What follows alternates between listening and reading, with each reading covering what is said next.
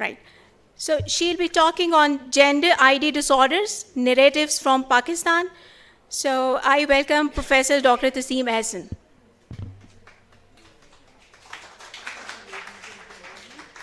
Please let me thank the organizers of Midsummer Pest Conference and in particular Professor Sovia Saber for inviting me to deliver this talk. I have no conflict of interest to report. And I will go about this talk first giving you some definitions in case some of the junior people do not know, and then give you some transgender stories, which is the topic for today with a little conclusion at the end. So let me start by talking very briefly about DSDs. These are differences or disorders of sexual development. And these are a wide spectrum of conditions in which the development of chromosomal, gonadal, or anatomical sex is atypical. And these are a group of about 60 conditions. Any household can have a child like that, as you can see from the prevalence.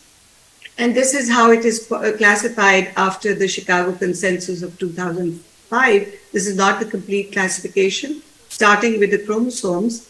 And once we classified the DSDs better, we got rid of the terms of hermaphrodite, pseudo-hermaphrodite, intersex, and sex reversal, and so on. So we now have a better classification. And with the better classification, we have a better guidance of how to go about managing these patients. So starting with transgender versus cisgenders, who are cisgender people? Cisgender is people with a sense of personal identity and gender corresponding with the birth assigned sex. And transgender people are people who have a sense of personal identity and gender at variance with the assigned sex at birth. And just look at this picture and I will come back to it a bit later.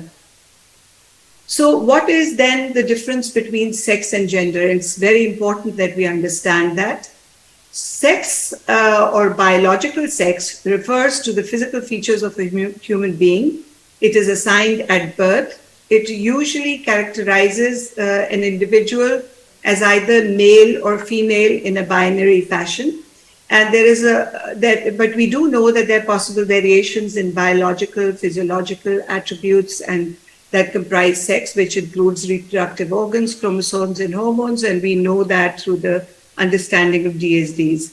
And then there are differences in the expression of those biological attributes, which are entirely individual, and we have to factor that in as well.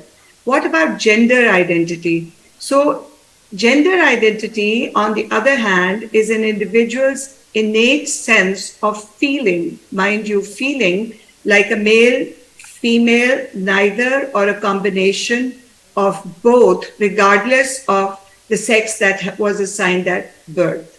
So we need to understand this difference. And this brings us to the slightly esoteric question, why is a boy and why is a girl a girl? And the immediate answer is because of our chromosomes, 46XY or 46XX in girls respectively. But we're all aware of both boys who are strong and macho, being on a spectrum, to go on to boys who are called effeminate or more like women. And then there are girls who are really girly girls to stretch to the tomboys. But at the extremes of these, you have the outliers, who are the transgender people, who have an uncontrollable desire to cross over to the opposite gender identity that they were assigned at birth. And then there is sexual orientation, and this is not the topic of conversation today at all. And this refers to an individual's pattern of physical, emotional, and romantic arousal. And the gender of persons to whom an individual is physically or sexually attracted. And there are so many different permutations of it, not the topic of conversation today. So let's talk about the biological factors in gender identities. And what are the things that we know so far?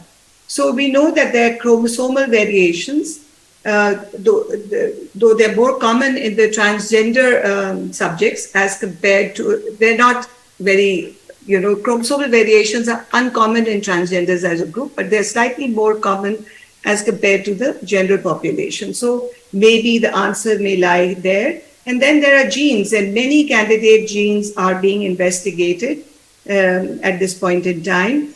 There is also the prenatal hormone exposure and the conditioning of the brain that happens as a result of it. There are changes in neuroanatomy, and we have some inkling about it, very vague at the moment, but maybe we'll understand this better in time to come. And then there is cognitive processing. So how the brain processes the stimuli or the impulses that it receives may also be different in these people. So what about gene polymorphisms in transgender people?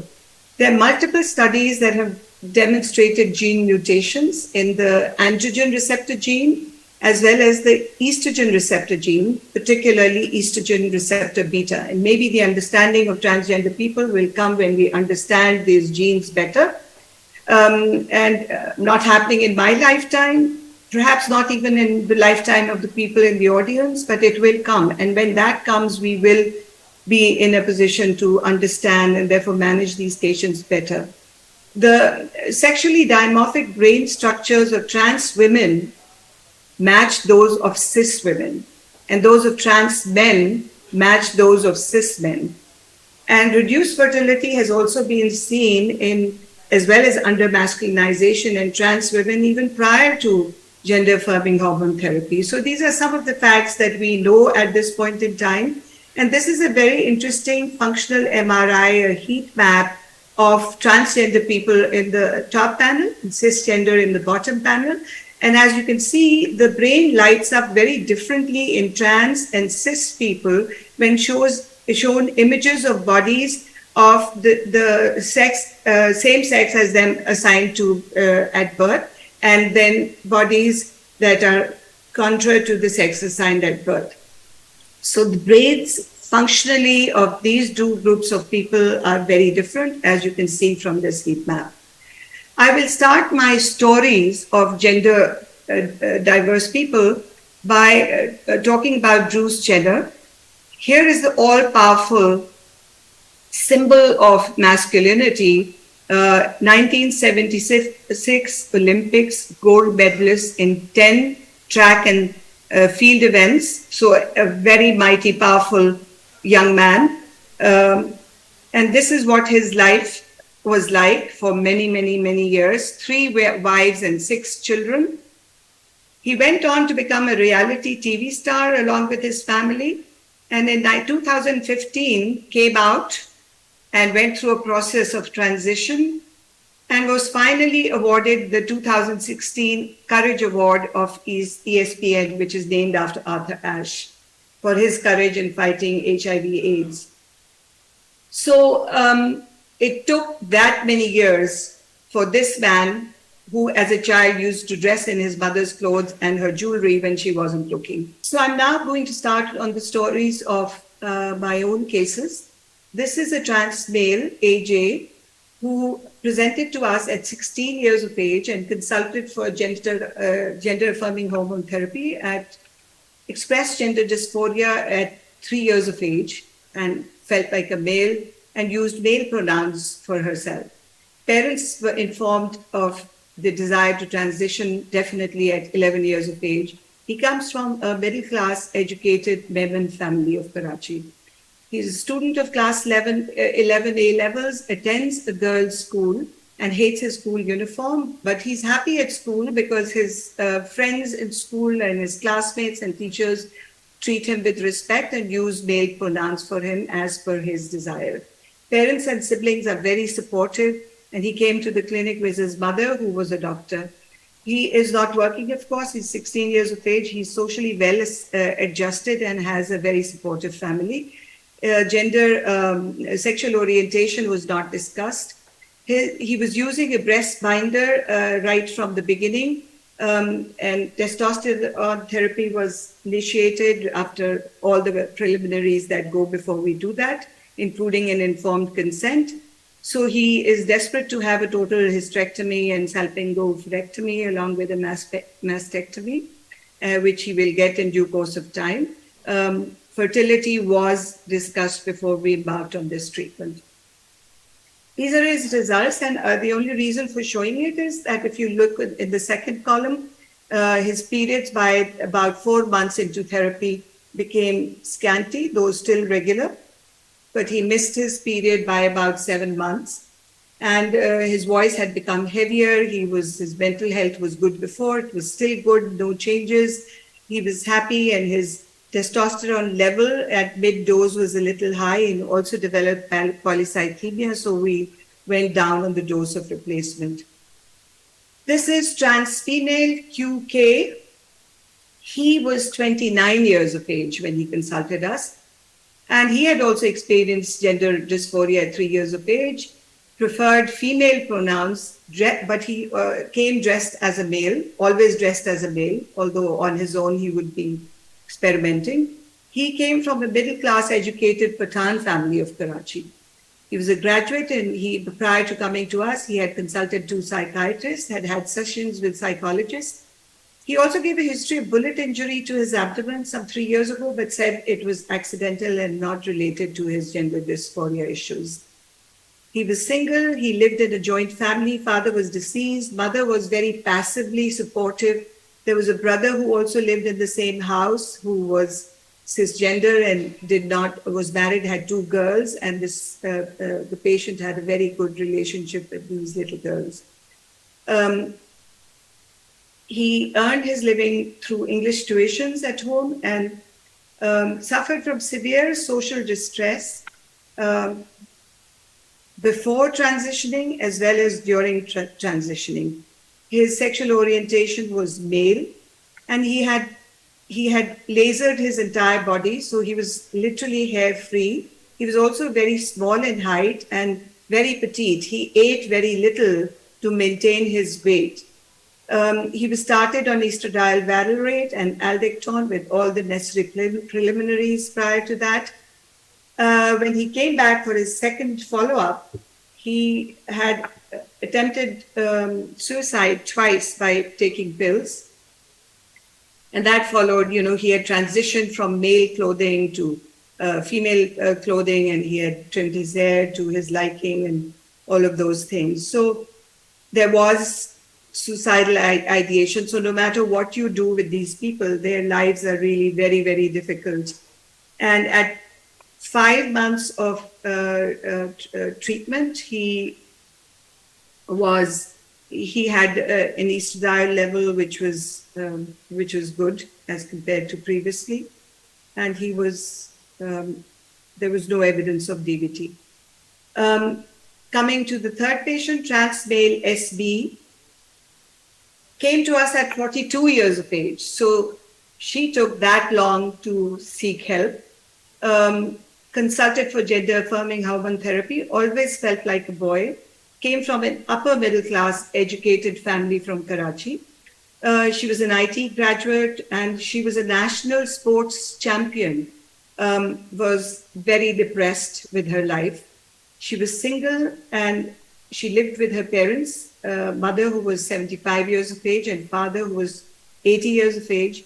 She led her own life on the first floor of the house, and parents pretty much did not interfere. She had many siblings. All of them were married, and they were all abroad. And she also wanted to go abroad, but could not leave her parents by themselves. And the reason for delay in transitioning was this. She worked in a multinational company, and her colleagues at work knew that she was not a girly girl, and addressed her as a female with female pronouns. Her immediate family and friends were supportive, but the mother had preconditioned that she only went ahead and transitioned after she had died. And remember, she's 75, so many years to go yet, probably. Her sexual orientation was female. She had already had a mastectomy at AKU at 2021.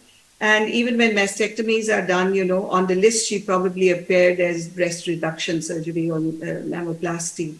She was started on testosterone. She was very happy with her treatment when she came back. And she was at that point not considering any genital surgery.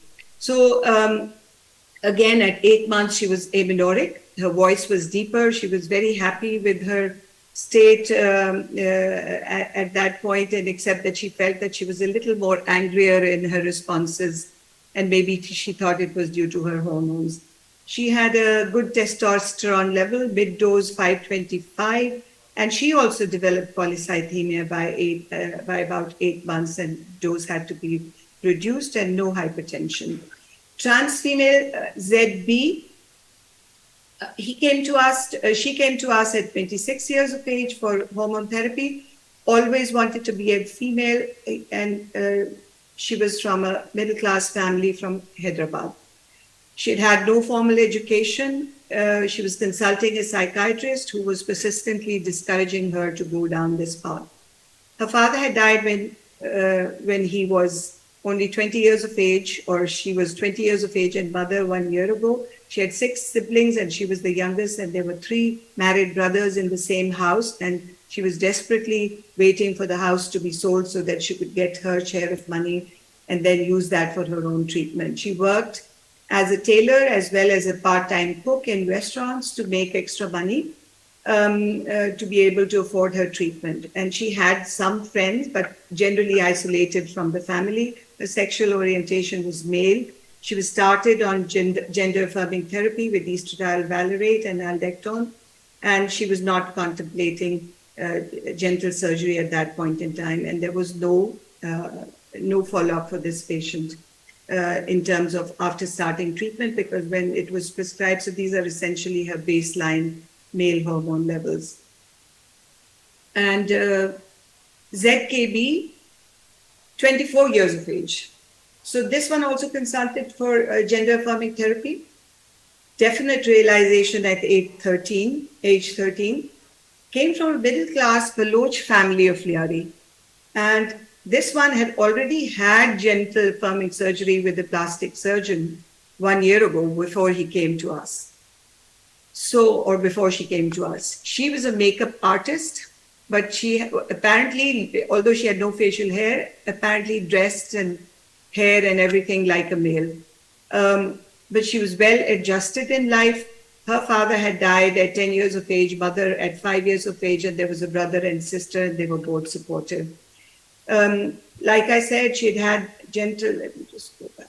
Okay, she works in a salon as a beautician. She's financially independent and was happy, reasonably happy. She had male sexual orientation. And the surgery, like I said, had happened a year ago. She'd had amputation of penis, scrotum, testis, and labial reconstruction had been done. And the results of surgery that we saw were comparable to any we see from other centers of excellence. Second surgery for creation of vagina was planned after the hormone therapy had kicked in. And this is just shows the results of her hormones as a result of the orchidectomy and secondary hypergonadotrophic hypogonadism. We haven't seen her follow up. This is a trans male, very interesting as well, 33 years of age, consulted for a letter for NADRA certification only. He came from a middle-class family of Karachi, always had male gender identity, and self-prescribed testosterone 3 years ago. So had already been taking testosterone for 3 years. He was a dentist and hence had medical knowledge and had researched on the net and, treated himself. He was outwardly male and using male pronouns, and you couldn't tell him any different from any other male when he presented to the clinic. He was well adjusted and happy in life, and while studying, he was treated well by his fellow students as well as his teachers. His father had died, who was supportive. Mother and a brother disapprove of his condition, and his sisters are okay with it. He now works at an institution as a dentist. He has good social support, and he's now been registered with NADRA as a male and very happy with it. His sexual orientation, we just saw him once. We did not have the opportunity to discuss that. He'd had a mastectomy 3 months ago, and he had to travel to Lahore to get that mastectomy. So these people are running from pillar to post to try and seek some help. And he was taking 250 milligrams testosterone every month for the last 3 years and planning to go to Thailand, raising funds to get his genital surgery. By the way, the genital surgery in Karachi cost that patient 2 lakhs. And the last time I checked, before our money tanked, the surgery in Thailand for genital reversal is about 8 lakhs altogether. So this is the standards of care, just came out in September 2022, which is and published in the JAMA. For those of you who are interested, it is a good resource for understanding how to manage these cases. So I would like to end by mentioning the work of my friend, the late Professor Emeritus Ahsan, who worked tirelessly on another disease with huge stigma, epilepsy, which for many people is a condition where an individual is possessed by an evil spirit. And the way it was treated historically and is still treated in some parts of the country is to take that fitting patient to the nearest soothsayer or Maulvi, and then they're beaten black and blue with a leather slipper and made to smell a leather slipper and given fumes of chilies. So Dr. Ahsan set about by establishing an NGO, Neurology Research and Patient Welfare Fund, and one of his main areas of intervention was Comprehensive Epilepsy Control Program of Pakistan, which is now known in the world of epilepsy the world over, and this program is being emulated in many countries.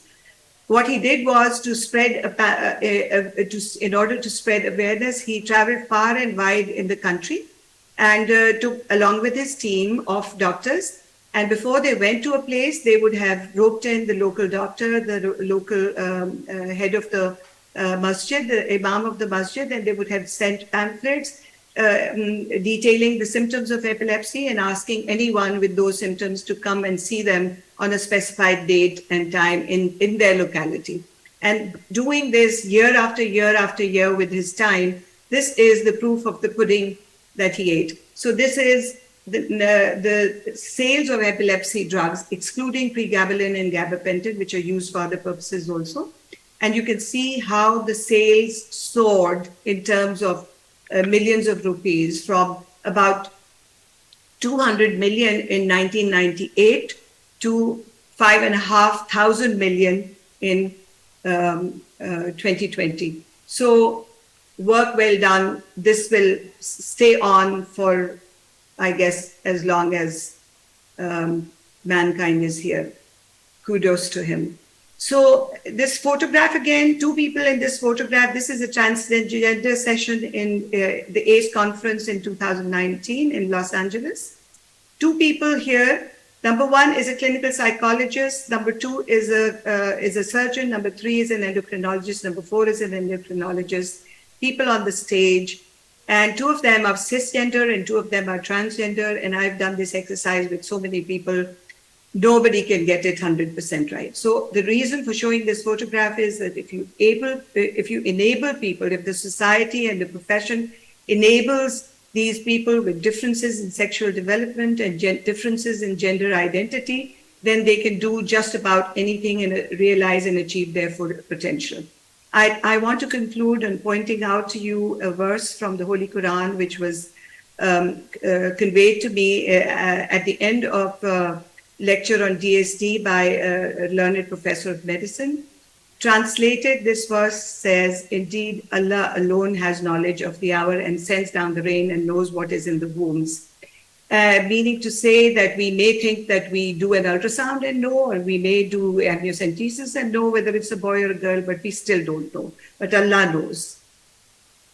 So in conclusion, people with gender incongruence are also God's creation. They are not children of a lesser God.